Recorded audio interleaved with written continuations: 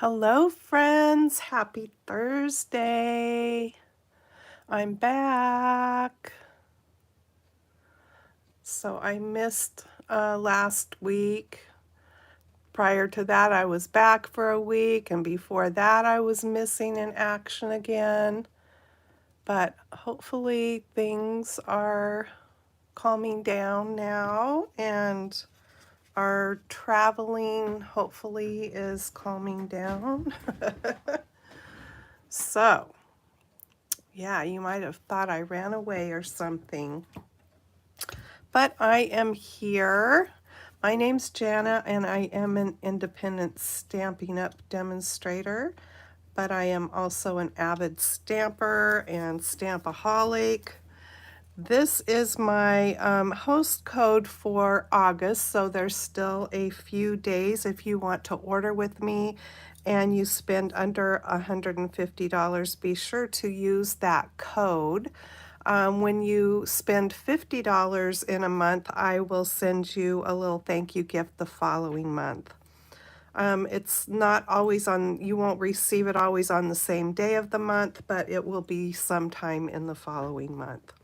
Okay, you'll also find this in the information box or the description box below, and as well as on the landing page at my shopping site. So that is the address of how to get there, but that'll be in the description box below as well.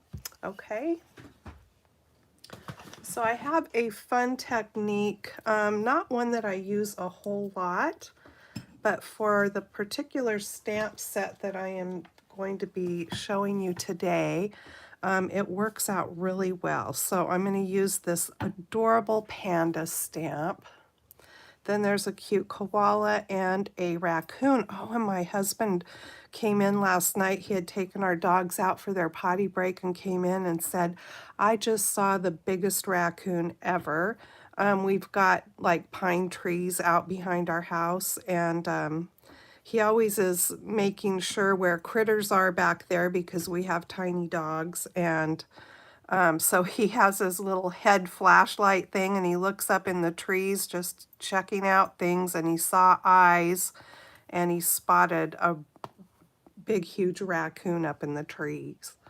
So anyway, we're going to use, oh, and the name of this stamp set is Wild and Sweet, and it is a red rubber cling stamp set. I'm also going to use this Timber 3D embossing folder. Okay, so I've got parts and pieces in here, and I've just got some basic white paper here, and I have my stamp mounted up on a block. It hangs over the edges just a little bit, but that's not going to hurt anything in this case. You want to try to get your stamp fully onto your block because pieces that are hanging over might not stamp very well because it's not going to receive that pressure when you go down to stamp it. But this, it's mostly just the extra rubber that's hanging over in this case. Okay, so for the technique I am using doing today, I'm going to be coloring directly to the stamp. Let me get this brought up on my iPad here so I can see if anyone has questions or just would like to say hello. I always love it if people are watching live that you come on and tell me hi, and if you're new, tell me where you're watching from. Okay, so I have got, when you use this technique, you do not want to use alcohol markers. That doesn't work to color directly onto your rubber stamp. All it's going to do is possibly stain your stamp, and you're not going to get the ink to transfer onto the paper. So you want to use a regular, like water-based marker. I'm using these just 3 colors for this stamp today. I'm using Basic Black, Early Espresso, and Mossy Meadow, which is the green. Okay, so I think I'm going to start with the basic black, and I'm going to color the panda now. Let me bring my stamp cover back in here. It's helpful because it's hard to tell the detail sometimes when you're coloring what you're actually coloring. So it's good to see the picture also to kind of know. Let me just set this over here to kind of know what you're coloring. So I'm just going to be coloring the panda, and I think these markers from Stampin' Up! Have a brush tip end, and I think that makes this technique a little easier as well, to have a brush tip. And you don't want to color it like this. You want to hold it and so that you're coloring on the side of that brush tip, okay? And then I know this is the little ear over here.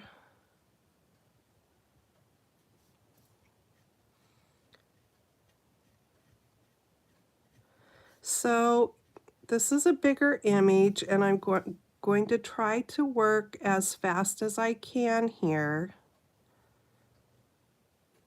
It is the ink will stay wet for, you know, a little bit, but not very long. So after we get this all colored up, then what you do, if you've never done this before, is you huff on it with your breath to re-moisten the ink.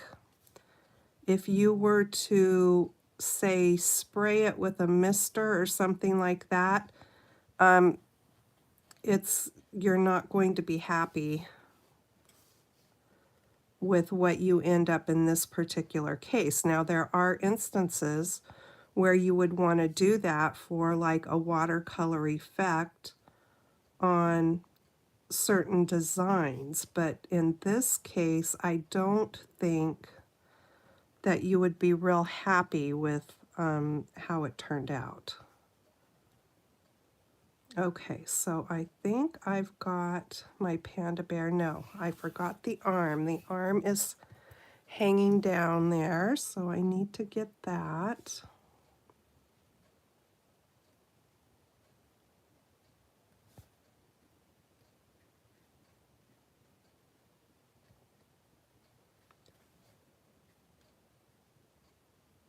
Okay. So next I am going to color the little leaves.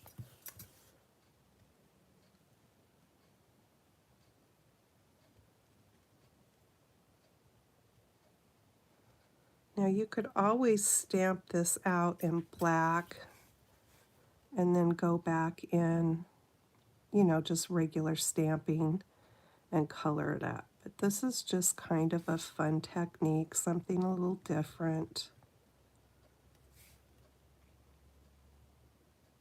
It's not one actually over the years that I have done a whole lot of. I have done it, but I think these stamps in particular just lend themselves to be perfect for this technique.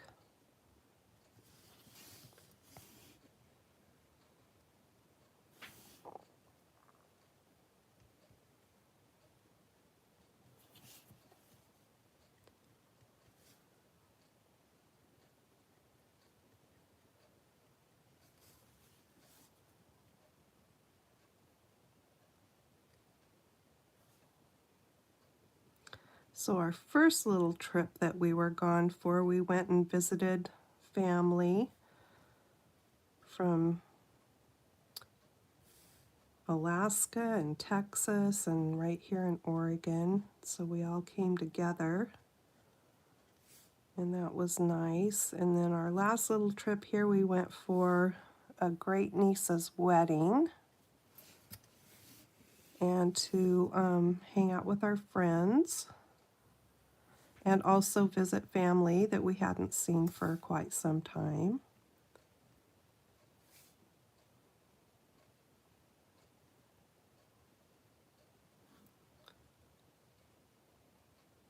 Okay, one of these had some leaves that kind of went up. I think it's, oh yeah, it's right in here.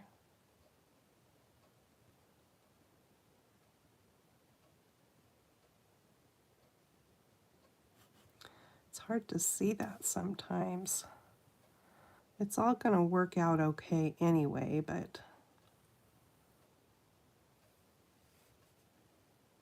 I can't see them very good. I'm just going to color up into there a little bit. It'll turn out fine either way.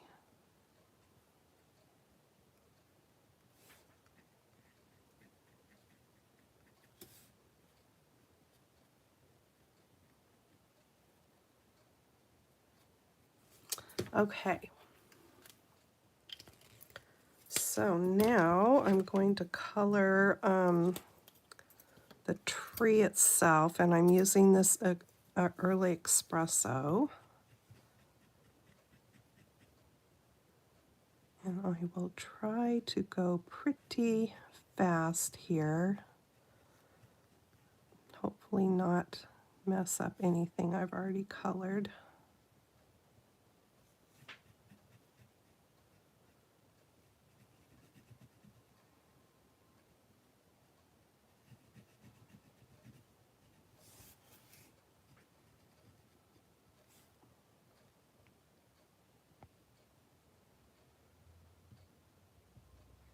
Sorry, I don't mean to go quiet, but I just get into focusing on what I'm doing here. If you ordered Stampin' Up! Last month in July and earned any bonus coupons that the company was offering, you'll want to make sure that you get those redeemed before the end of the month, or they will expire.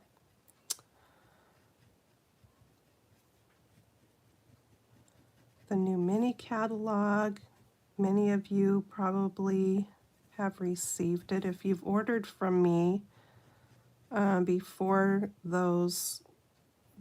the cutoff date to have those sent out from the company, then you will have received, hopefully, a catalog in the mail. Otherwise, you'll be able to go online here real soon. I think it's September 4th. I could be wrong. And the catalog and all the products will be live then.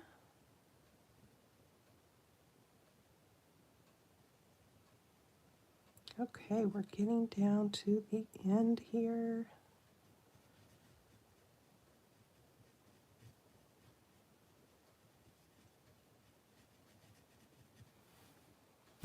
I can see there should have been some green in there, probably a little bit maybe. Oh well, it'll be all right.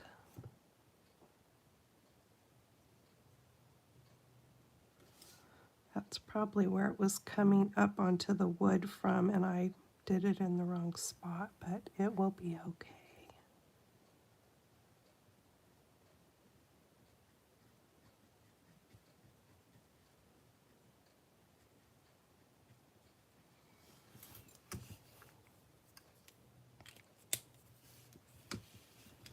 I can try to go back and put some in there. We'll see. I don't want to. All I'm going to do here is pick up that brown.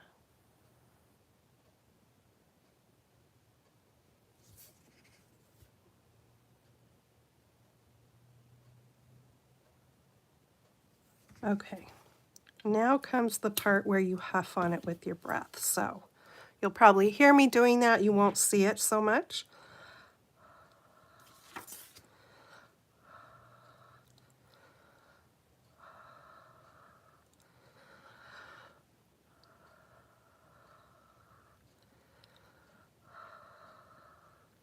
You want to steam it up pretty good. Okay, fingers crossed.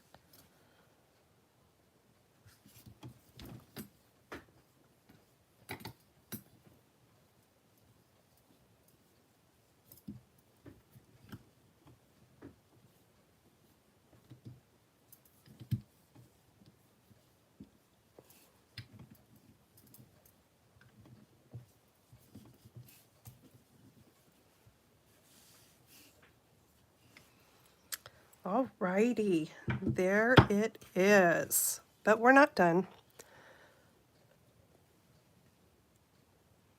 But there you can see the green leaves.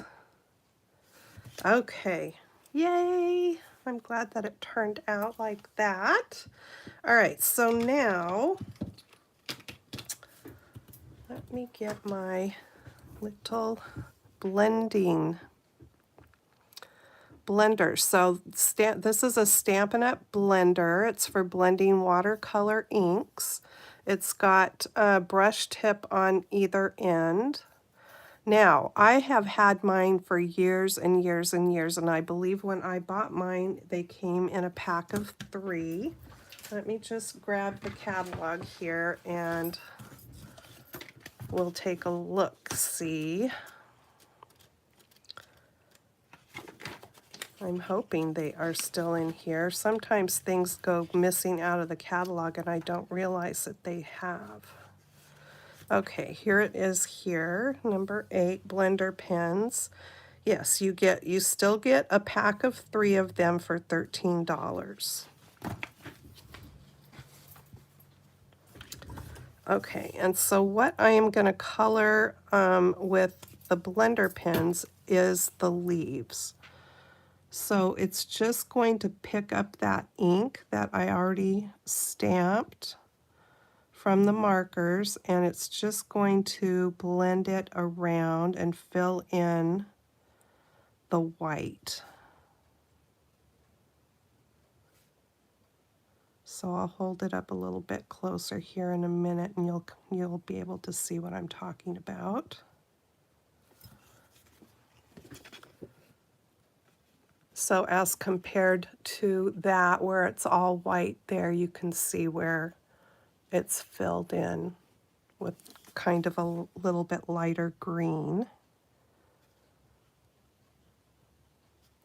So this is kind of also a fun way that you can watercolor with after you have inked something up, and there's some of that green, so I'm just going to take it up into there.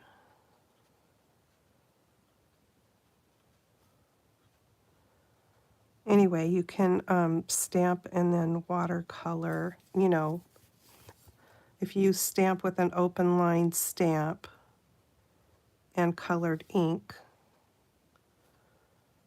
then you can go back in with your brush here and move it around, move that color around.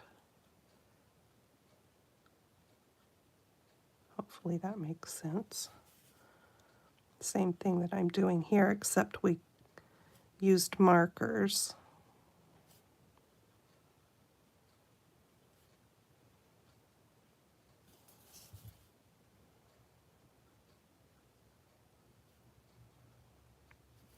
Okay, so I think that I've gotten all the green parts there. And then you just kind of want to, I'm doing it off camera over here, but I'm just wiping the tip of my brush off a little bit to get rid of that color because you don't want it sitting there on your blender brush. Okay, so there is that. Now, I don't want the white in the trunk part there of the tree, so I'm going to bring in some gray granite and my finger dauber.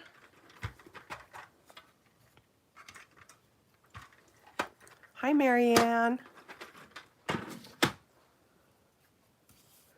And let me just get this under here in case I Need to wipe it off a little bit. So I'm just going to ink up my finger dauber, and I'm going to go really light in here till I can get the right pressure to add in a little bit of color. I don't need a whole lot, I just don't want it looking white.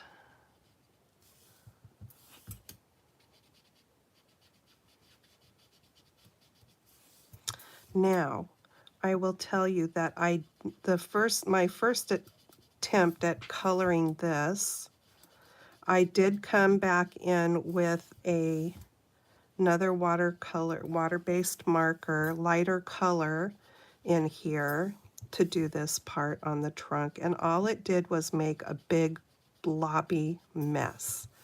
That did not work at all. So that is why I'm coming in here and doing it with my finger dauber. If you have a small blending brush, you could use that as well.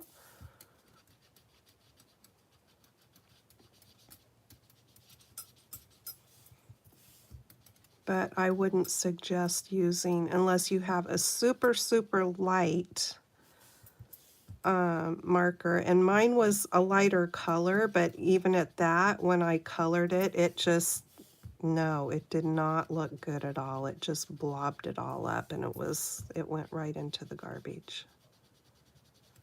There was no fixing it.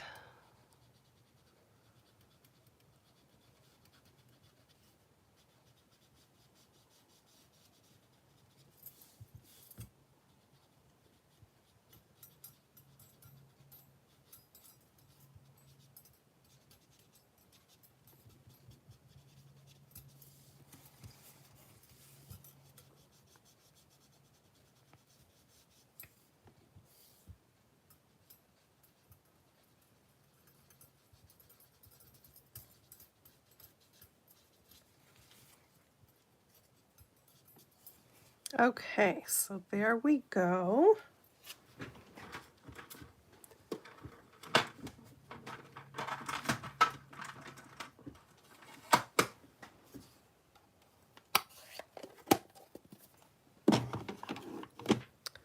So now what I'm going to do is do some tearing. And I'm pulling it towards me because I want that torn brushed, this one you don't see that brushed tear side, where that's the only way I know how to describe it, where that way you see more of the brushed tear look. So if it just depends on the direction of your tearing, what you get.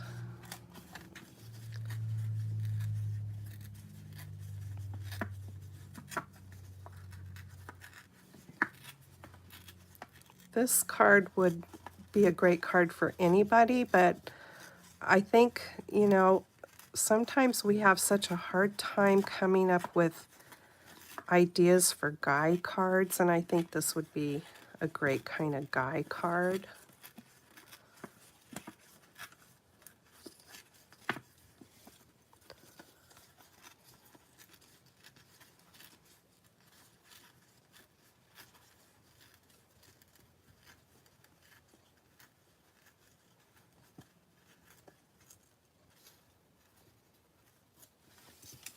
Okay, there we go. All right, so now I am going to bring back Mossy Meadow. That was the color that I colored the leaves with there. And my blending brush.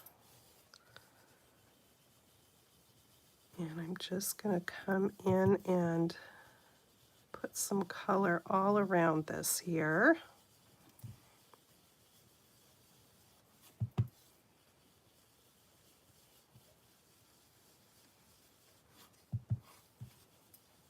If you're new to blending, it's always easier to start with light pressure off the edge and then come in. You can always press down a little bit harder if you need to, but keep it light in the beginning And then you'll just get a feel for it after a while of, you know, the pressure-wise, what you need to have it be.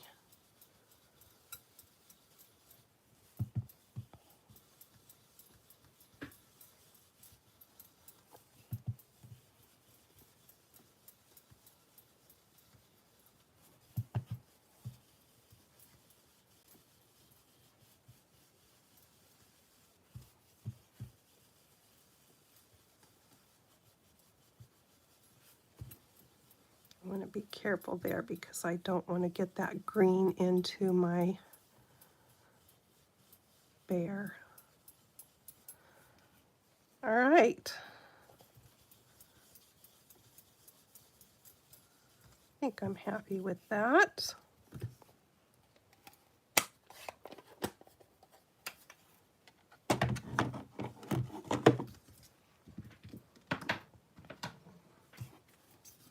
Okay, we can set that aside for the time being. Let me get my parts and pieces here again. And I have a piece of the gray granite here. And I'm going to run that through that timber embossing folder. So my card is going to be situated this way, so I just want to, you know, be aware of how the grain of this wood is running. So that's why I'm putting it in like that. Okay, I'm going to run this through my machine. I'll be right back.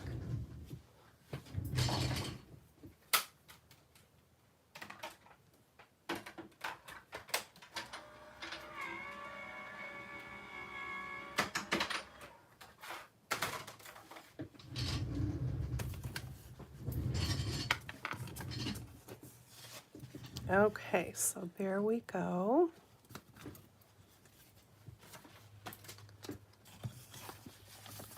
I'm bringing this back in again, and I am bringing in that early espresso, the same one that I colored the tree with when I used the marker on the stamp. And I've got another blending brush here. So this one, I just want to pick up some of that embossing.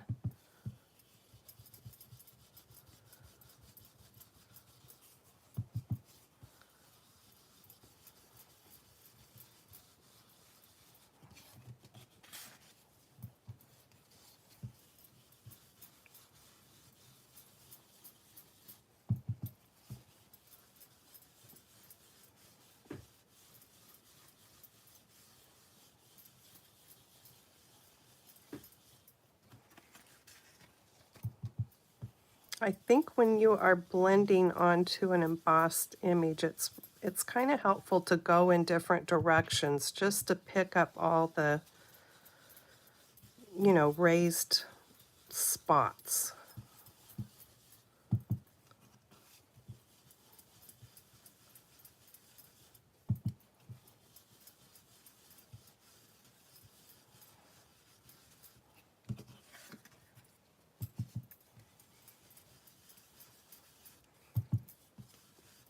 Hopefully you can see how that's giving it more of a wood look now.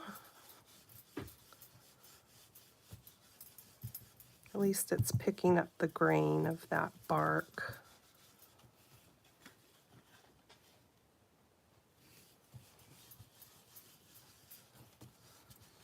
Okay.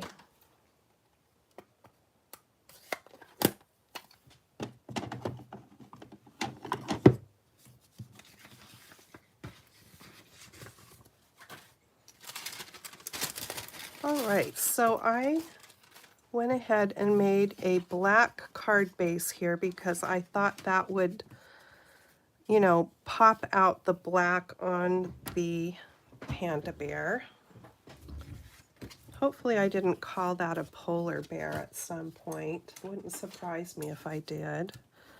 So my card base is 4 1/4 by 5 1/2. Actually 4 1/4 by 11, folded at 5.5, and I'm going to put that wood right on there.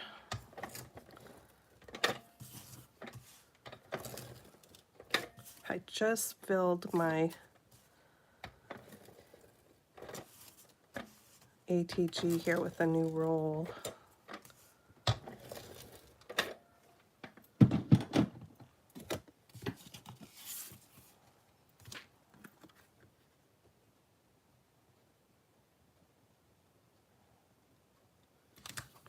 So there is that, and then I have a piece of white for the inside. I am not going to stamp anything on this right now because I will just leave that for when I decide what I want this card to be, which could be anything. I am not going to put a greeting on the front, so this could be a birthday card or thinking of you, hello, anything. Could be a happy retirement card with that bear lounging in the tree like that.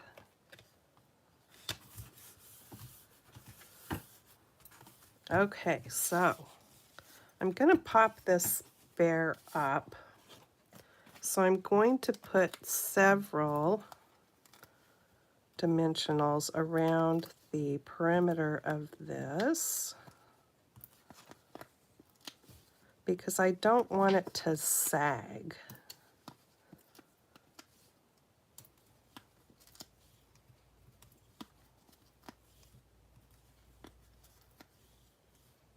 And I will put a couple in the middle. So with all those on the outside edge, 2 in the middle should be sufficient. And I probably overdid it, but that's all right. Because of it, the edge being torn and it's, you know, it's just not even. That's why I'm using so many dimensionals. And I think I have got them all cleared of their paper.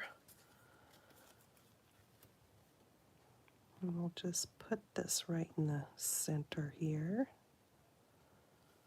Let me make it my card straight with the lines on this paper, and that might be helpful. There we go.